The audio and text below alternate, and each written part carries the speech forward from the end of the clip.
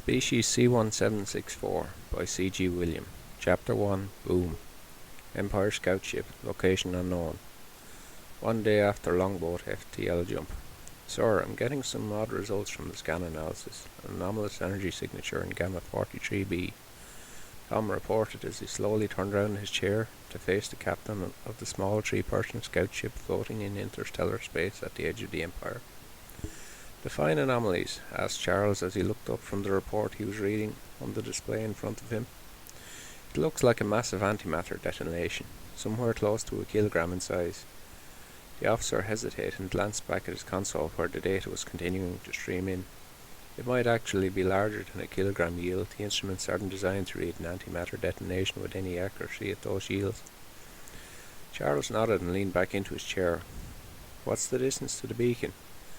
It's a light day from the system. A biological categorization scan from about 300 years ago showed that it was inhabited by a Class C species. They've been designated for removal in about 60 years. Tom frowned and, leaning back over his console, read the rest of the ancient report.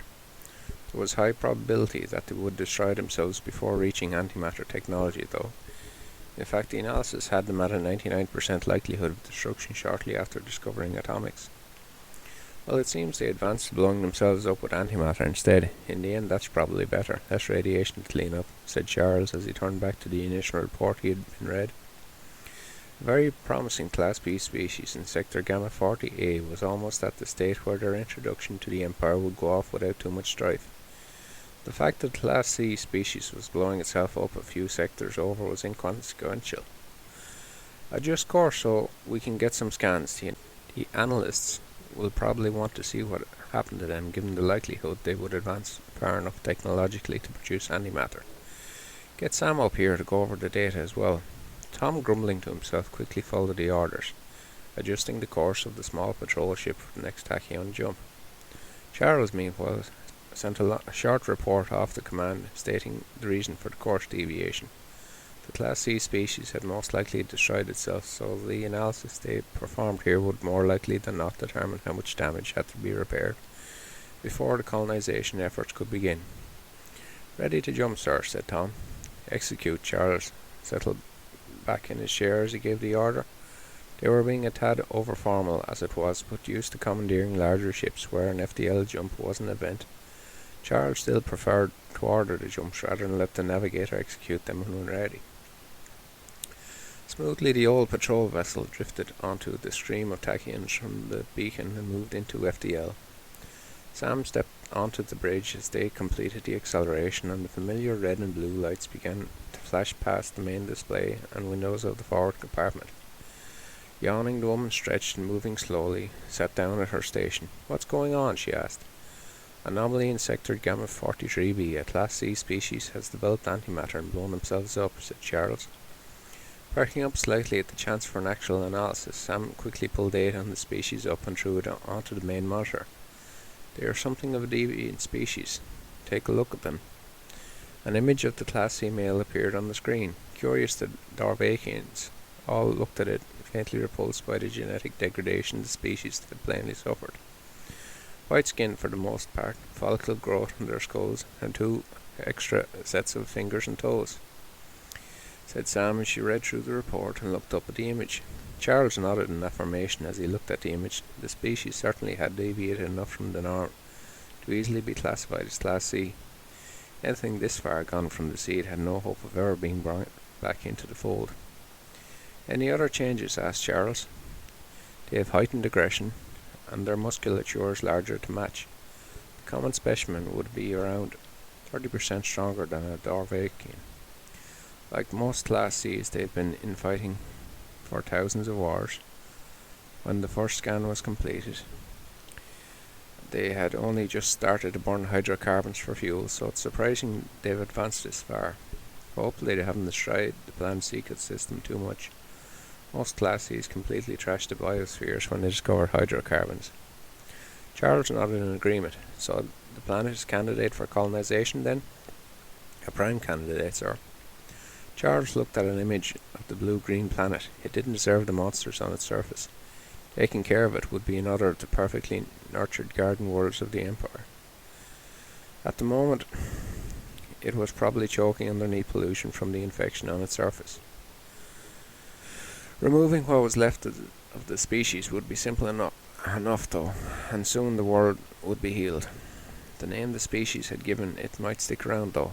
Earth had a nice ring to it. Longboat 4 in orbit of Saturn. Day of longboat FTL jump. Ready? Asked the pilot, turning around in his seat to look at his terrified partner. Yes, or at least the ship is, responded Lincoln. She was starting to regret being a mathematical savant for the first time in her life. Only she would have been able to figure out the solution to the equations, but because of that she was stuck inside a glorified tin can with a hot-headed test pilot, who had no issues flying directly into an explosion. She was supposed to be on the ground, but even with the combined resources of Mars and Earth, the entirety of humanity only had enough antimatter to perform a single test flight. They hadn't even been able to construct a probe that would be able to complete the flight. She hadn't had the time to write a control program that would be able to compensate for all the possible subspace variations. Once her expertise managed to guide a single craft through the instabilities, the geeks back as control will be able to write control programs for FTL travel. That was assuming she survived. Malcolm had been a Martian fighter pilot during the war, and like most fighter pilots, he was insane. The thought of being flung through the solar system at faster than light speeds was just another day on the job for him. Still, if our calculations were correct, which they were, the chance of their little test ship being flung out of subspace at near superluminal speeds was 2.235% an event which would cause the ship to be shredded by the stellar dust of the solar system and cause a massive gamma ray burst. You sure you don't want to run another calculation? Asked Malcolm. We're ready, and for your information, one of the sensor buoys wasn't calibrated. I had to change all of the calculations so that we had the right vectors. It would have taken most people about a week to do that. I'm sorry it took a few hours, she said, fuming. Malcolm laughed. I'm kidding, Doc. I figured out a long time ago not to question the eggheads. A guy in my first squadron did his own magnetic launch calculations once. He messed it up. For a whole day he knew he was going to slam into the Earth's moon at nearly 200 clicks a second. He was yelling half the day and crying the other half. Horrible stuff. Lincoln winced. The impact that particular error had caused would be nothing compared to the impact if she messed up the calculations for their maneuver. The console next to the Lincoln beeped, and she glanced over at it.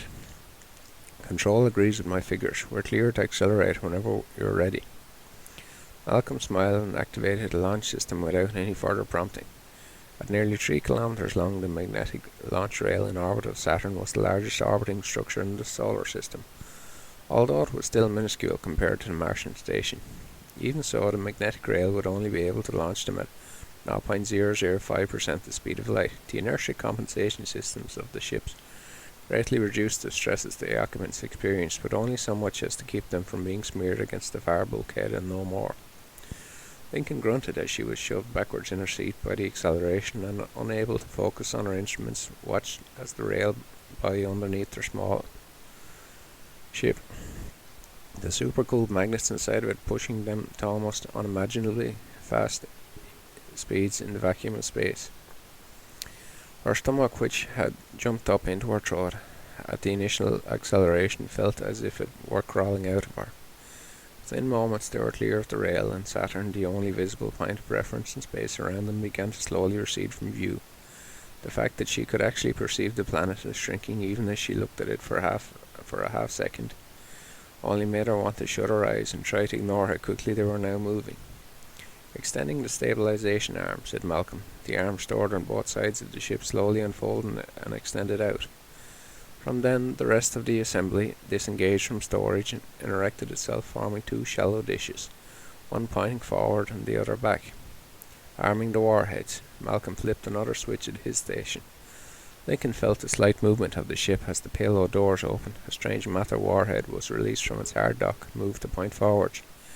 The antimatter warhead did the same, pointing back behind them.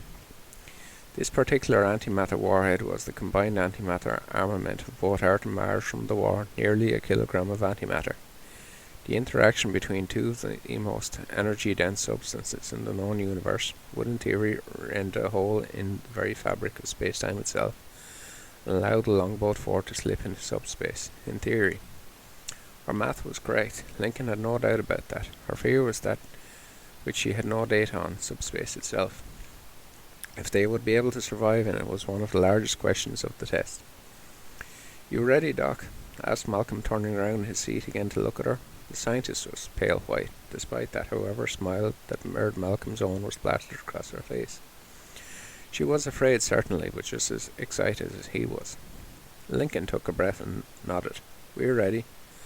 As soon as we cross the terminator for the event, transfer control to me. Maintaining sync while we are in the anomaly will be critical, and for all tests to be performed, we'll need to remain inside subspace for 2 seconds. So Alpha Centauri later," Malcolm said, only half joking. He turned back to his station, double-checked that everything was ready for acceleration. At the end of the war, he had promised himself that he would never fire one of the cursed things again, but even if this test failed, and he was blown to bits, at least the antimatter reserves for both Earth and Mars would be gone. "Launching warheads in 10 seconds, said Malcolm. "All systems nominal," said Lincoln. She was staring at the sensor data and the analysis from the ship's computers being displayed on the screens in front of and around her. Despite the amount of adrenaline in her system, she felt almost serene and calm. The two sat in silence and both watched as the digital counter hit 0. The missiles were released from their respective clamps and shot off in opposite directions. The strange matter missile streaked forward in front of them, while the antimatter missile shot back towards Saturn. In less than a second they would detonate, and either send the two of them hurtling into subspace, or kill them in what would be the largest explosion in human history. The missiles detonated. Both explosions sent streams of their respective particles hurtling out in every direction. On the front of the longboat 4, the forward dish funneled the strange matter down into a compressed stream. On the back of the ship, the energetic antimatter was caught in a magnetic field from the backwards facing dish and funneled down into the small vessel as well. Both particle streams, travelling at near light speed, intersected on the nose of the longboat 4, and unable to annihilate one another, turned on the only thing left towards which they could release energy. Fusing into a soup of energy and potential, the most important creation in human history turned on the very fabric of reality itself and opened a small hole into subspace. Unflinchingly carried forward by the momentum of their launch, the longboat 4 nosed into the tear, and in a flash slipped through it before the universe could correct itself and patch the hole in nature. Malcolm winced as half the systems in front of him appeared to go dead. All instruments that were supposed to monitor outside conditions and variables were suddenly gone, as if nothing at all was around the ship, and nothingness so absolute that the ship, which usually flew through the vast emptiness of space, could make no heads or tail of it. Looking up from the faulty instruments though, and through the clear canopy of the test vessel, Malcolm stared. His brain desperately tried to categorize what he was seeing, but without any frame of reference in his life, or indeed the entire biological memory of life on Earth contained. His instincts nothing came close to what he was seeing. It was dark and light, uniform and random, chaotic and organized all at once. Unable to rip his eyes away from it, Malcolm stared out into subspace. Lincoln was typing as quickly as she could, manipulating and changing the dynamics of the magnetic bubble and particle reflectors of the ship to keep them intact. The longboat 4 had punched her way into subspace and dragged a small portion of normal space with her to ensure that they would be able to live. Ensuring that the little sliver of reality remained stable was difficult, however. If she messed up, they would be lucky if their constituent atoms ever made it back to normal space. Glancing up, Lincoln's eyes strained from the small cockpit of the vessel out of the canopy into what lay beyond it. She could not even begin to understand what she was seeing. But staring at the framework of the universe, several dozen woefully underwhelming classifications ran through her mind, which didn't even capture 100th of what she was trying to process. It was beautiful, like a thunderstorm it held power and purpose. Like a mother, it stared reproachingly at the two of them, chastising them for breaking the rules, yet somewhat royally impressed by defeat. Her fingers continued to fly across the keyboard and controls of their own accord, correcting every error and keeping their little pocket of reality stable. The longboat began to shake, and hitting the 2-second mark, the computers on the longboat fired off a final magnetic push from the emitters. Like falling from a ledge, that little burst of energy was enough to send them careening back into the Sol system. As the longboat turned and the dredges of subspace clawed at them, Lincoln stared at what the universe was displaying just outside the canopy of the ship. Incredibly complex mathematical calculations and equations, and mathematical proof that promised to lay bare the very nature of existence. At its conclusion was dangling in front of the ship. As mathematical savant Lincoln might have been, but even to her mind, especially tailored to handle math that would leave most computers confused, the equation was too complex for her to even begin to understand. As it should be, she mused, no one should ever truly know the nature of reality. "Here we go," shouted Malcolm over the roar of space around them that up to this point neither of them had registered. The systems of the longboat 4 shorted out and sparked as the last vestiges of subspace were cleared from the ship and they returned to normal space. Looking around, even with the instruments dead and the vessel now lifeless, Lincoln knew they had been successful. Floating in space directly in the path of the longboat 4 was a familiar sight. Earth in all her blue and green splendour was directly in front of them. Off to their right floated the moon. The lights from her colonies tinkled along with the stars, welcoming the two of them home. "Hell yeah," shouted Malcolm, and he hit the mantel in front of him. Lincoln smiled and shook her head. He had the chance to immortalize his words, like the first man on the moon, or the first explorer to set foot on Mars. Lincoln considered it for a moment and smiled. "Hell yeah," she repeated. They were the only words that seemed appropriate. Empire Scout Ship, Sol System, 2 days after longboat FTL jump. The scout ship was drifting in the outer belt of icy objects around the solar system in question, her engines very slowly pushing the crew of 3 towards the coordinates of the antimatter explosion. Charles had asked for a report several minutes ago, but Tom hadn't seemed to have heard of him. The analyst was moving hurriedly back and forth between all of the sensor analysis stations on the small bridge, muttering equations and values to himself as he worked. "Well, what is it?" asked Charles, finally losing patience. "Sir, I'm not sure," said Tom. "Did they kill themselves off on Earth?" asked Charles. "Sir, I'm detecting evidence of a subspace rupture. A recent one coinciding perfectly with the antimatter detonation." Charles frowned. "What does that mean?" Tom shook his head. "I've no idea, sir. Neither of the inhabited planets in the system show signs of sustaining recent antimatter damage either. The detonation and tear in subspace took place near the second largest gas giant in the system," said Tom. Tom looked up from her own sensor readouts. "Sir, there is no evidence of tachyon manipulation in subspace tear." Charles glanced over at her. "What? How did the rupture form then?" Sam glanced back at her data. "I have no idea." The woman hesitated and took a breath. "I suppose it might be possible that this species had discovered a new way to enter subspace, without tachyons, but instead with antimatter. They had to have used over a kilogram of antimatter. That's an insane waste," Tom exclaimed. Charles shook his head. "It doesn't matter. We need a full science team to investigate this. We're the scouts. If a Class C species has discovered a new way to enter subspace, the Empire needs to know, especially if they utilize something as dangerous as antimatter to do so." "Sir?" asked Tom. "I'm cutting our tour short. Set course for the homeworld. This needs to be reported back now." End of chapter 1.